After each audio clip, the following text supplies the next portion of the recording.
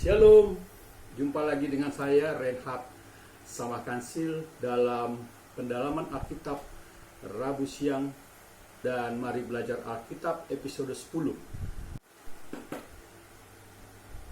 Mendalami Alkitab bukan untuk meningkatkan pengetahuan, melainkan untuk memahami kehendak Tuhan dalam hidup kita. Mari kita berdoa. Bapa di dalam Yesus Kristus, kami hendak mendalami Alkitab firman-Mu. Kuasai kami dengan Roh Kudus-Mu agar kami dapat memahaminya. Dalam nama Yesus kami berdoa. Amin. Kali ini kita akan mendalami kitab Kejadian dan kitab Kisah Para Rasul. Bacaan Rabu 12 Agustus malam dari Kejadian 2 ayat 1 sampai 7 dan bacaan Minggu 16 Agustus pagi dari Kisah Para Rasul 28 ayat 17 sampai 29. Latar belakang, tujuan penulisan dan ciri khusus kitab Kejadian telah dibahas pada episode 1. Saya tidak akan membahasnya. Sila simak di podcastnya. Caranya subscribe channel YouTube saya lalu search Mari Belajar Alkitab episode 1. Kita akan langsung masuk pada pasal 2 dan penjelasan ayat 1 sampai dengan 7 dari kitab Kejadian. Pasal 2 merupakan tambahan kepada sejarah penciptaan yang secara lebih khusus menjelaskan lebih lengkap perihal bagian sejarah yang langsung berhubungan dengan manusia, makhluk kesayangan di dunia. Itu penjelasan pasal 2. Sementara penjelasan ayat 1 sampai 3 saya bacakan ayat 1 sampai dengan 3. Kejadian 2 ayat 1 sampai dengan 3. Demikianlah diselesaikan langit dan bumi dan segala isinya. Ketika Allah pada hari ke-7 telah menyelesaikan pekerjaannya yang dibuatnya itu, berhentilah ia pada hari ke-7 dari segala pekerjaan yang telah dibuatnya itu. Lalu Allah memberkati hari ke-7 itu dan menguduskannya. Karena pada hari itulah ia berhenti dari segala pekerjaan penciptaan yang telah dibuatnya itu. Pelembagaan dan pengudusan hari Sabat yang diadakan untuk manusia guna meningkatkan kekudusan dan kenyamanannya. Itu penjelasan ayat 1 sampai 3. Sementara ayat 4 sampai 7 uraian yang lebih terperinci tentang penciptaan manusia. Ya, ayat 4 sampai 7 itu penjelasan pasalnya. Sementara ayat-ayat penjelasannya 1 sampai 2 yang tadi saya sudah bacakan, ada kata menyelesaikan. Ibraninya itu kalah, berhenti. Ibraninya sabat. Menguduskannya. Ibraninya kadas. Jadi ada di ayat 1 dan ayat 2 tadi yang saya sudah bacakan, ada 3 kata itu. Kalah, sabat, dan kadas. Setelah sang Khalik mengungkapkan perkenannya atas segala sesuatu yang telah ia ciptakan termasuk manusia, puncak dari ciptaannya, dia menyatakan bahwa karyanya sudah selesai. Untuk saat ini Allah tidak akan melakukan penciptaan lagi. Sekalipun demikian, dia menguduskannya. Tadi ya ada kata menguduskannya. Sebuah hari untuk perhentian total. Kata Ibrani sabat, berhenti, dapat diterjemahkan menjadi terputus atau tidak melanjutkan. Pada saat perhentian ini, bahkan Allah berhenti dan dari tindakannya mencipta.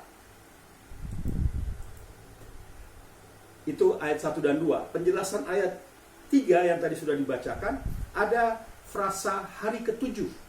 Itu dipisahkan untuk dihormati dan dikuduskan sepanjang tahun sebagai pengingat bahwa Allah telah menetapkan suatu masa istirahat.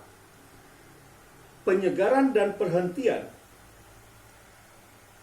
menyeluruh dari semua kegiatan, itu maksudnya. Kerja keras dan pergumulan yang biasanya dilaksanakan. Itu penjelasan ayat 3. Penjelasan ayat 4, demikianlah riwayat langit dan bumi pada waktu diciptakan.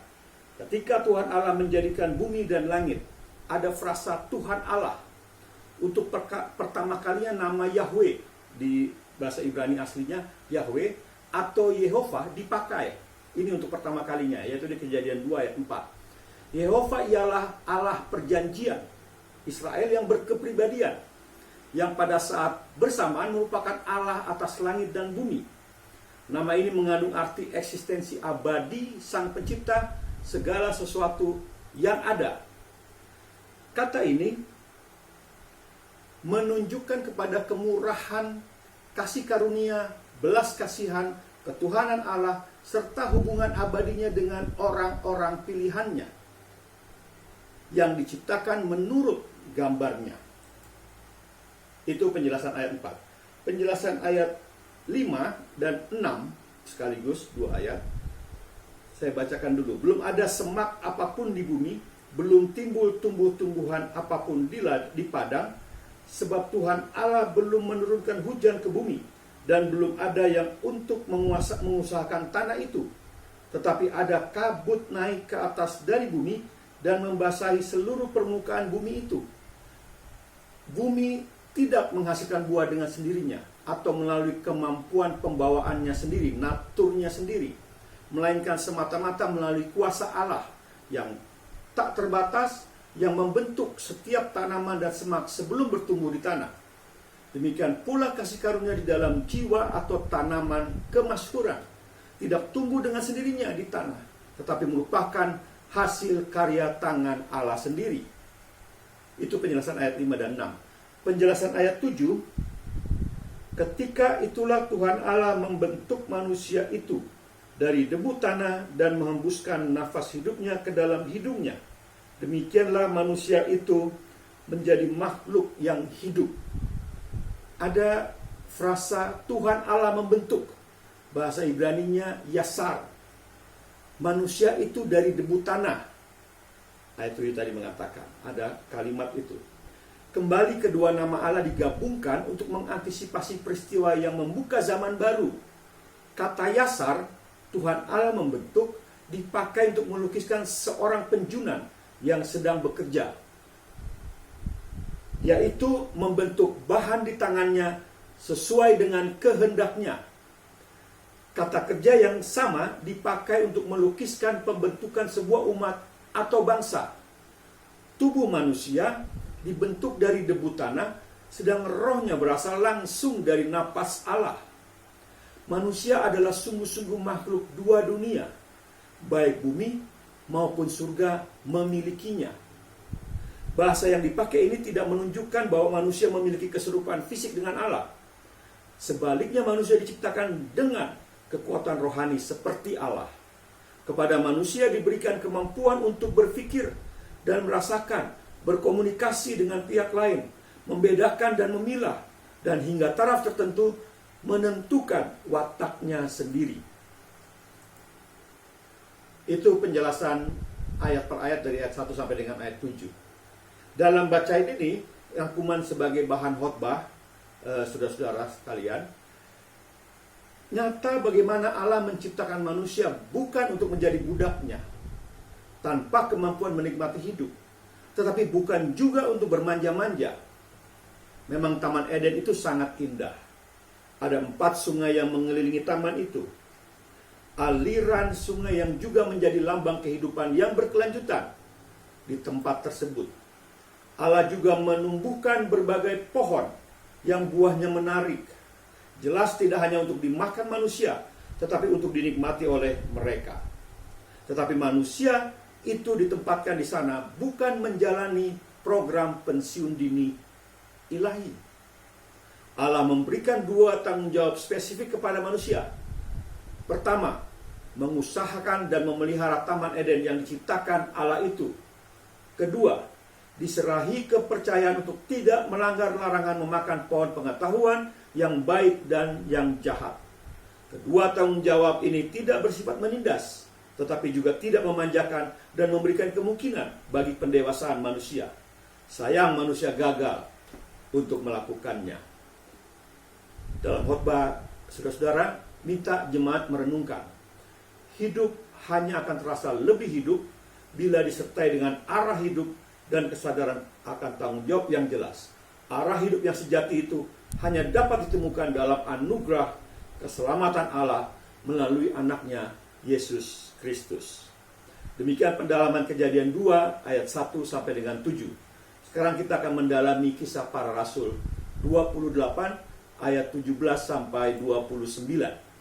Sebelum kita membahas bacaan kisah para rasul 28 ayat 17 sampai 29, kita bahas dulu latar belakang kitab kisah para rasul, tujuan penulisan kisah para rasul, dan ciri utama kitab kisah para rasul. Saya mengambilnya dari buku karangan saya.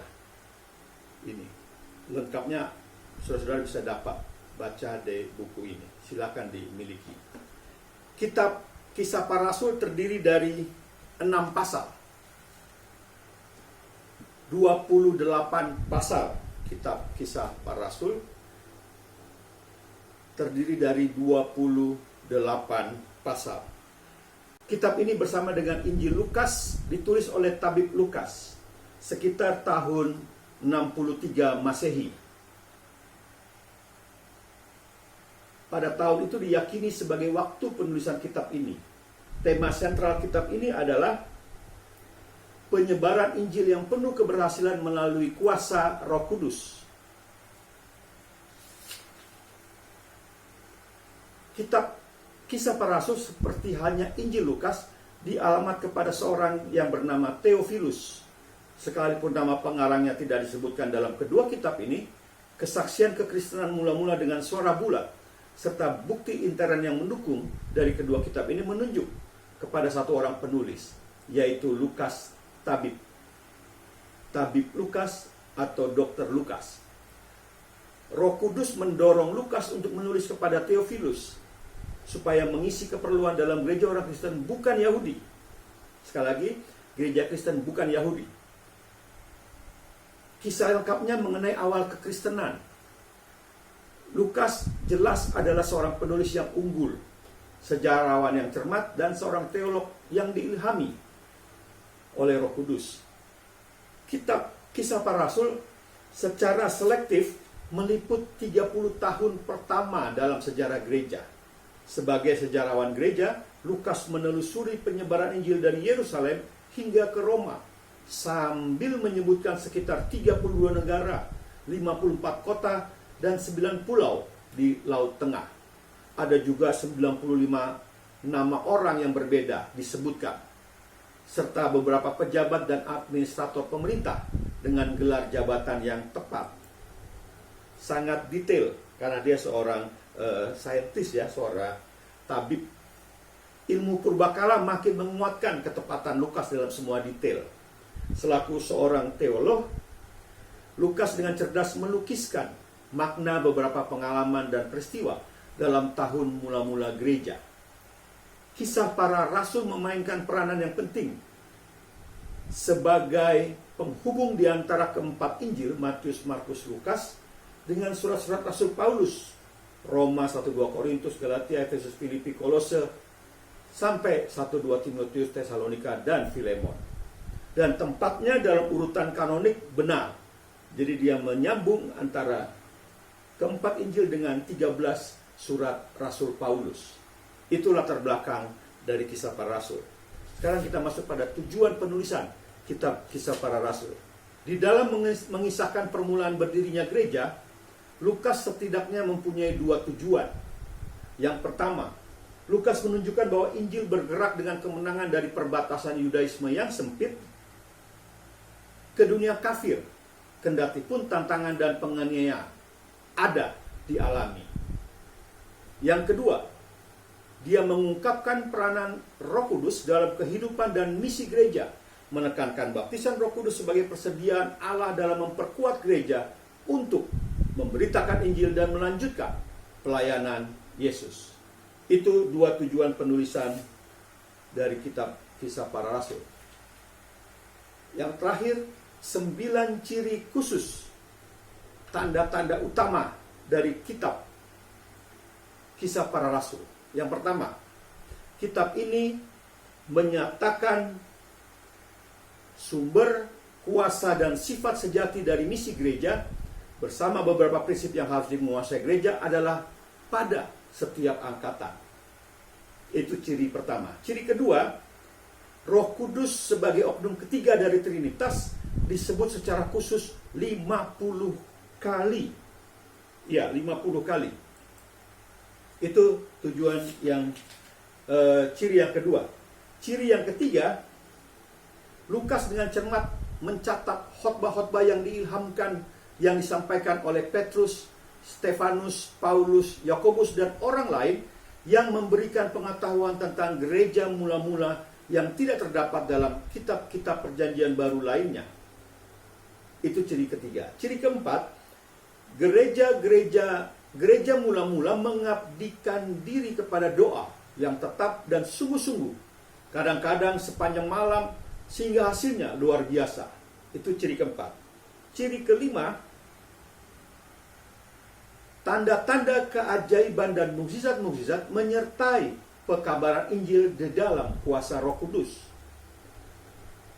Ciri keenam, pekabaran Injil dengan kuasa terus-menerus dan membangkitkan pertentangan dan penganiayaan, baik dari pihak agama maupun yang sekuler. Itu ciri keenam. Ciri yang ketujuh, sepanjang kitab ini, Injil pertama-tama disampaikan kepada orang Yahudi, baru kepada bangsa-bangsa lainnya. Ciri kedelapan,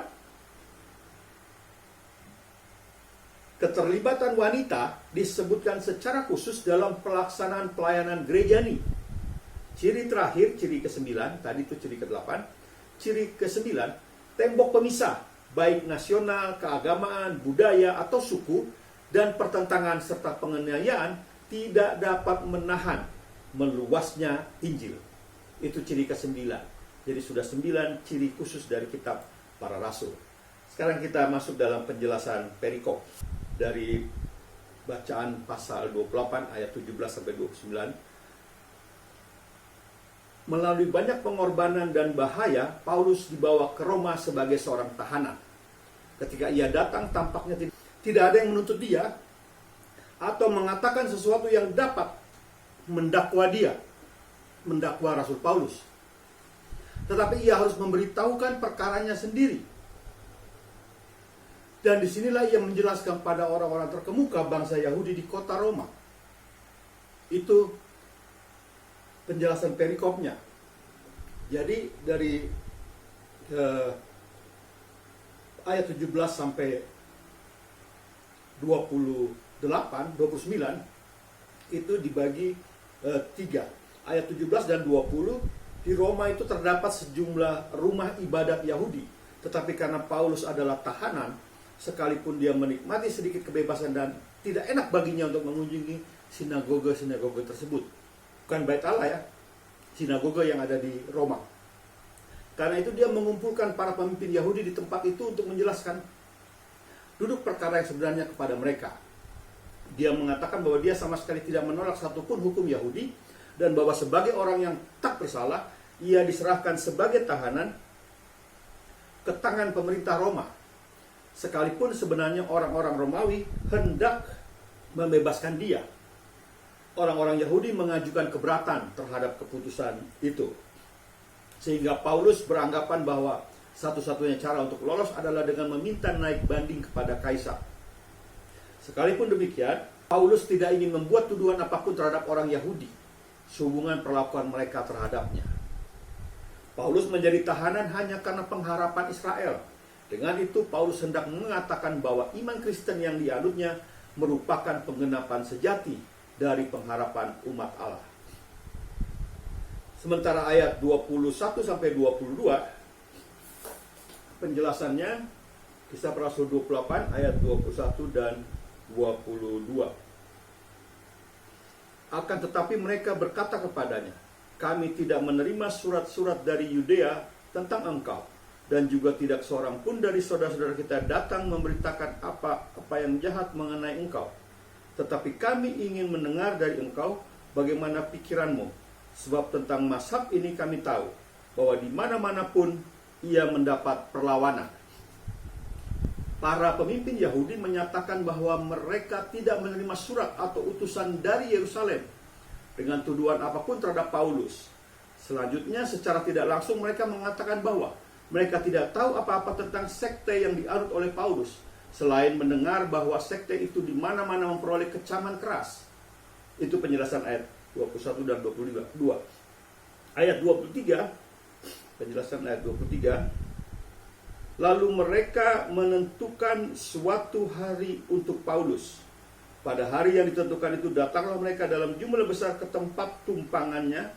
Ia menerangkan dan memberi kesaksian kepada mereka tentang kerajaan Allah, dan berdasarkan hukum Musa dan kitab para nabi, ia berusaha meyakinkan mereka tentang Yesus.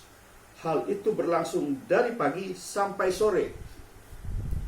Pemberitaan Paulus terdiri dari bersaksi mengenai kerajaan Allah dengan berusaha meyakinkan mereka tentang Yesus. Kerajaan Allah dan Yesus. Kedua hal ini jelas merupakan konsep yang sinonim. Paulus berusaha menunjukkan bahwa hal-hal tentang Yesus dan kerajaan Allah merupakan penggenapan sejati dari hukum Musa dan nubuat para nabi, dan bahwa iman nenek moyang Israel memperoleh penggenapannya di dalam iman Kristen. Itu penjelasan ayat 23. Selanjutnya ayat 24 dan 27. Ada yang dapat diyakinkan oleh perkataannya, ada yang tetap tidak percaya. Maka bubarlah pertemuan itu dengan tidak ada kesesuaian di antara mereka. Tetapi Paulus masih mengatakan perkataan yang satu ini. Tepatlah firman yang disampaikan Roh Kudus kepada nenek moyang kita dengan perantaraan Nabi Yesaya. Pergilah kepada bangsa ini dan katakanlah, kamu akan mendengar dan mendengar, namun tidak mengerti. Kamu akan melihat dan melihat, namun tidak menanggap. Sebab hati bangsa ini telah menebak, dan telinganya berat mendengar, dan matanya melekat tertutup, supaya jangan mereka melihat dengan matanya, dan mendengar dengan telinganya, dan mengerti dengan hatinya, lalu berbalik sehingga aku menyembuhkan mereka. Tanggapan dari pemimpin Yahudi di Roma terhadap pemberitaan Paulus sama. Ada yang menjadi percaya, tetapi sebagian besar menolak. Melihat kenyataan ini, Paulus mengutip Yesaya 6 ayat 9-10 yang melukiskan kebebalan dan kekerasan rohani dari umat Allah. Keadaan mereka tidak tertolong lagi, sebab mereka tidak mampu berbalik kepada Allah untuk disembuhkan. Itu penjelasan ayat 24-27. Ayat 28. Sebab itu kamu harus tahu bahwa keselamatan yang daripada Allah ini disampaikan kepada bangsa-bangsa lain, dan mereka akan mendengarnya. Kisah para Rasul mencapai puncaknya di dalam pernyataan ini di ayat 28. Keselamatan yang daripada Allah ini disampaikan kepada bangsa-bangsa lain, dan mereka akan mendengarnya. 8 pasal terakhir dari 28 pasal di dalam kitab para Rasul mengisahkan pengalaman Paulus di Yerusalem dan perjalanannya ke Roma. Itu penjelasan ayat 28. Ayat 29, ayat terakhir.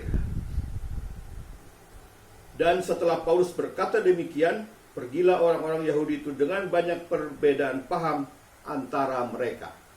Bubarnya pertemuan itu yang tampaknya terjadi dalam keadaan kacau.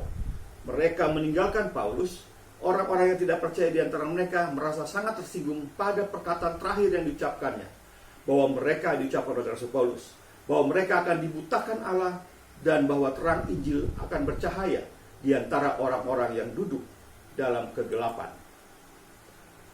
Sebagai rangkuman untuk usul dari saya kepada saudara-saudara yang akan membawakan khotbah, Paulus meyakini sepenuhnya bahwa ia adalah seorang prajurit yang selalu siap melaksanakan kewajiban di mana dan kapan saja, yaitu berbicara atas nama Allah. Ia pun sangat peduli kepada saudara-saudara sebangsanya itu, yaitu orang-orang Yahudi. Ia melakukan berbagai usaha untuk mengundang mereka dan menghabiskan banyak waktu untuk menginjili mereka. Paulus memberitakan Injil dengan ketulusan dan kemurnian hati kepada orang-orang Yahudi di Roma.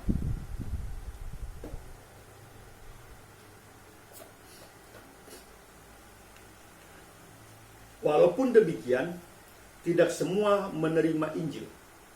Bahkan yang menolak Injil tampaknya lebih banyak. Namun Paulus tidak memaksa atau memanipulasi dengan menggunakan kelemahan kekurangan mereka. karena sebagian dari mereka adalah budak, agar mereka segera mengambil keputusan yang mereka sendiri belum siap. Minta jemaat merenungkan hal ini. Program penginjilan yang selama ini kita lakukan perlu dievaluasi. Pelayanan yang selama ini kita lakukan perlu dievaluasi. Karena banyak yang dilakukan hanya dengan menyebut Yesus sebagai penyembuh, pemberi damai sejahtera, pemberi berkat, dan lain sebagainya. Namun kita tidak pernah menyebut karya penebusan Kristus atas dosa manusia. Sehingga banyak orang yang mau menjadi Kristen semata-mata supaya ada perbaikan kondisi sosial dan ekonomi. Ini merupakan salah satu bentuk kristenisasi. Yang sangat tragis dan dari kristenisasi ini adalah usaha ini tidak akan pernah mengantar jiwa ke surga. Demikian pendalaman Alkitab Rabu siang, dan mari belajar Alkitab episode 10. Selamat berkhotbah. Kita berdoa. Terima kasih Bapa dalam Yesus Kristus, karena Engkau telah banyak memberikan masukan kepada kami, khususnya kepada para pengkhotbah, untuk membawakan khotbah sesuai dengan bimbingan Roh Kudus-Mu. Terima kasih, dalam nama Yesus kami berdoa. Amin. Sampai jumpa di pengenalan Alkitab Rabu siang minggu depan, dan mari belajar Alkitab episode 11. Miliki buku karangan saya ini. Salam sehat, Shalom.